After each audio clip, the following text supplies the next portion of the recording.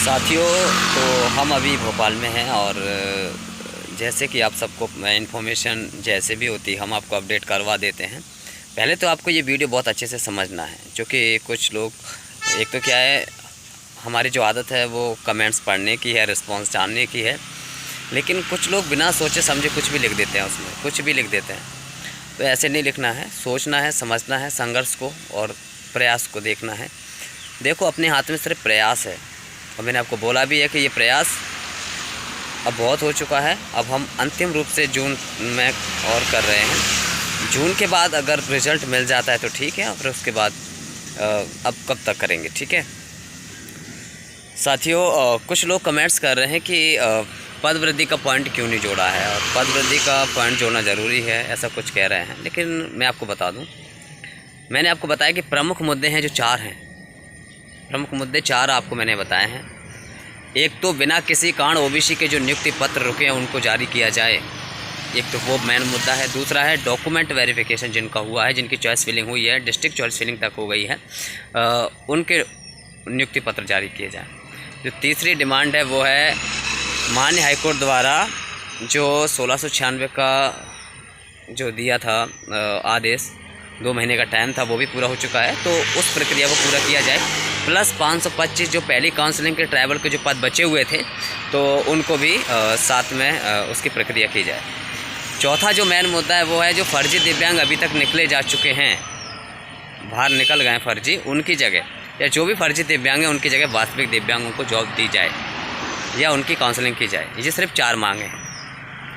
अब इन 4 मांगों के निराकरण के लिए सरकार चाहे पद वृद्धि कर दे या कुछ भी कर दे, वो एक अलग बात है। अगर आप मान लीजिए कि अगर मैं मान लेता हूं कि आपकी मैंने बात मान ली कि हम सिर्फ इन 4 मुद्दों को हटा के पद वृद्धि की मांग कर लेते हैं, तो क्या वो ज्ञापन हाथ में भी लेंगे? वो फाड़ के वहाँ फेंक देंगे, कहेंगे हम नहीं कर रहे, हमारी मर्जी, अब जो प्रक्रिया ख़त्म होगी, हम क्यों करें, हम नई भर्ती निकालेंगे, कुछ भी कह सकते हैं। लेकिन ओबीसी के जो नियुक्ति पत्र रुके हुए हैं, ओबीसी के अभ्यर्थियों के जितने भी नियुक्ति पत्र रुके हुए हैं, 800 के लगभग नियुक्ति पत्र रुके हुए हैं, वो नियुक्ति पत्र जारी कराने के लिए चॉइस फिलिंग करवा चुके अभ्यर्थियों के लिए जो रोस्टर पोर्टल पे जो डला हुआ है प्रयोगशाला का 1696 का, उनके लिए, और फर्जी जो दिव्यांग बाहर हुए हैं उनके लिए, ये वास्तविक मुद्दे हैं। ये एक्चुअल में ये प्रोसेस में है, जिनमें प्रोसेस अटकी है। ये बिल्कुल मान लीजिए एक रोग है, इनको तो सही करना ही पड़ेगा, ठीक है। तो इसके लिए सरकार चाहे तो पद वृद्धि कर सकती है। अगर कोई इसमें भी सहमत नहीं हो तो कोई इशू नहीं है, और बाकी अपने हाथ में जो प्रयास है, और मैं जो प्रयास करता हूँ वो सबको बहुत वास्तविक रूप से दिखता है, और मैं करता हूँ बिल्कुल एक्चुअली, बिल्कुल मेहनत नहीं। कोई कहता है कि लेटर लिखवाना बहुत आसान है और मिलना बहुत आसान है, वो एक बार आके देख ले। देखो, हमने तो हर चीज़ देखी है। गर्मी है तो गर्मी में भी देखा है, कड़ाके की खूब दवा की गर्मी पड़ती है, उसमें भी हमने अपने आप को मैनेज किया है, खूब गर्मी झेली है, और खूब बरसात भी होती है तब भी हमने आपको झेला है, और सर्दी होती है तब भी अपने आप को खूब झेला है ना। तो हमारा है वो मैनेज करने का, मैनेज कर लेते हैं। भूखे दिन भर में रहें, शाम तक खाना मिले ना मिले, वो सब मैनेज कर लेते हैं, ठीक है। तो ये हो गई संघर्ष की बात। और हम जो संघर्ष करते हैं ना, वो सिर्फ दिखावटी नहीं होता, वो हकीकत में होता है, क्योंकि हमारे लेटर्स और मिलना बिल्कुल वास्तविक तरीके से होता है। नहीं कोई मिल के दिखाए और जाए और कहे और करवाए तब तो हम जाने, लेकिन ऐसा सिर्फ कमेंट में होता है। जो लोग कमेंट करते हैं वो नहीं आ पाते।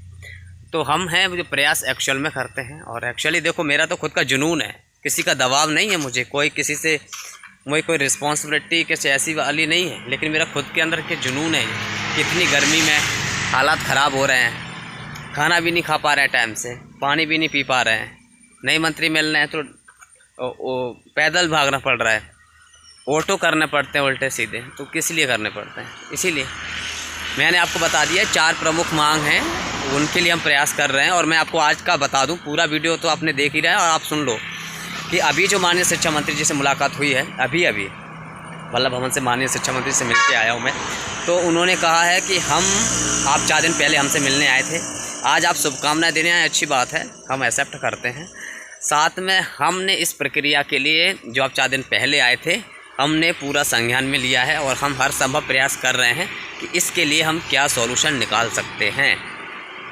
तो मतलब वो कुछ ना कुछ सॉल्यूशन निकालने की पूरे कोशिश कर रहे हैं। माननीय मंत्री जी, शिक्षा मंत्री जी ने कहा है हम पूरी कोशिश कर रहे हैं। हम नहीं चाहते कि जो नियुक्ति पत्र रुके हुए हैं, जो नियुक्तियाँ रुकी हुई हैं, जिनके प्रोसेस रुकी हुई हैं, उनको रोक के ही रखा जाए, उनका जल्द से जल्द निराकरण किया जाए। और निराकरण का हल कुछ भी हो सकता है। मैं पद वृद्धि कहूँ मतलब या कुछ और भी कहूँ कि कुछ और भी सॉल्यूशन हो सकता है, तो अब मैं अपनी तरफ से कुछ नहीं कहूँगा। सॉल्यूशन निकालेगी गवर्नमेंट, सरकार, मंत्री जी और विभाग। उनको कैसे निकालना है, कैसे नियुक्ति पत्र जारी करने हैं, कैसे पद बढ़ाने हैं, क्या कुछ करना है, ये उनके ऊपर है।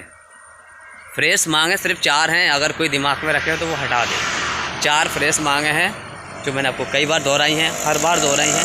उनके लिए सरकार कुछ भी कर सकती है, पद बढ़ा दे या कोई दूसरा सॉल्यूशन निकाले या डायरेक्ट नियुक्ति पत्र जारी कर दे या कुछ भी कर दे।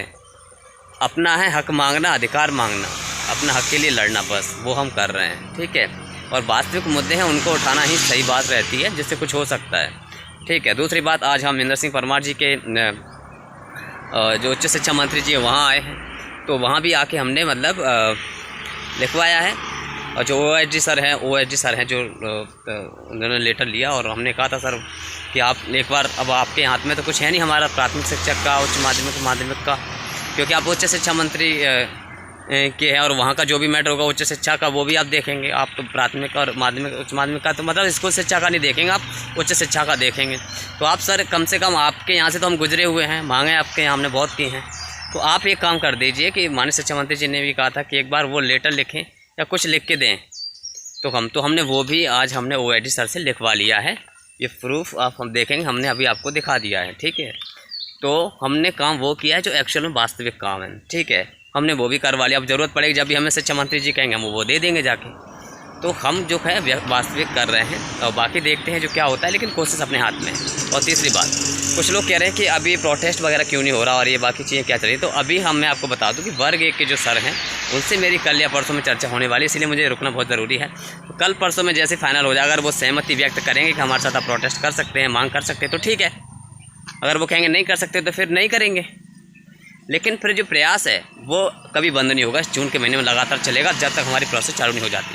मतलब हम 4-4 की संख्या में, 10-10 की संख्या में आते ज़रूर रहेंगे। ठीक है, और दूसरी बात, बिना अनुमति के, बिना इन्फॉर्मेशन के हम प्रोटेस्ट नहीं कर सकते, ये भी फाइनल है।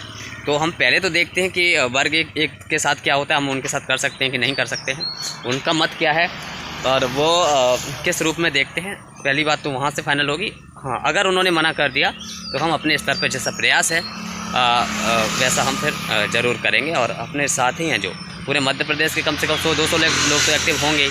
तो हम कम से कम 10-10 लोग, 5-5 लोग हर 2 दिन 4 दिन बाद हर रोज़ अपनी मांग उठाएंगे। ठीक है, तो प्रयास जारी है। बाकी फाइनली क्या होता है, ठीक है, मुद्दा अब वास्तविक मुद्दे, अब तो कुछ ज़रूर होना चाहिए। ठीक है, हम वास्तविक मुद्दों को उठा रहे हैं जो रियल में हकीकत में मुद्दे हैं। ठीक है, और कुछ ना कुछ ज़रूर होगा, पॉजिटिव सकारात्मक रहना है हमें। संघर्ष में इसीलिए कर रहा हूँ क्योंकि मुझे लग रहा है कुछ हो सकता है 100%, इसीलिए। ठीक है साथियों, बाकी 2 साल से हम जितने झेल रहे हैं हर चीज़, बाकी सब लोग तो घर पे रहते हैं, काम करते हैं अपना। ठीक है, यहाँ पे देखो बेरोज़गारी में कितना कुछ झेल रहे हैं और कितना कुछ मैनेज करना पड़ रहा है, कितना कुछ घर वालों की भी सुननी पड़ती है उल्टी सीधी। ठीक है, सबकी सुननी पड़ती है। बेरोज़गार रहते हैं तो फिर खुद के लिए भी कुछ नहीं रहता, खुद को मैनेज करने के लिए भी कुछ नहीं रहता। ठीक है, तो अपना सिर्फ एक ही लक्ष्य है अभी कि अपने इस भर्ती प्रोसेस में अपनी सबकी जो इस प्रोसेस के अंडर आते हैं उन सबकी ज्वाइनिंग मिले, उन सबका हक मिले। ठीक है, धन्यवाद। बाकी मुझे और कहीं और भी जाना है और भी कोशिश करनी है, और बाकी चीज़ें आपको फिर बताते हैं। ठीक है साथियों, धन्यवाद।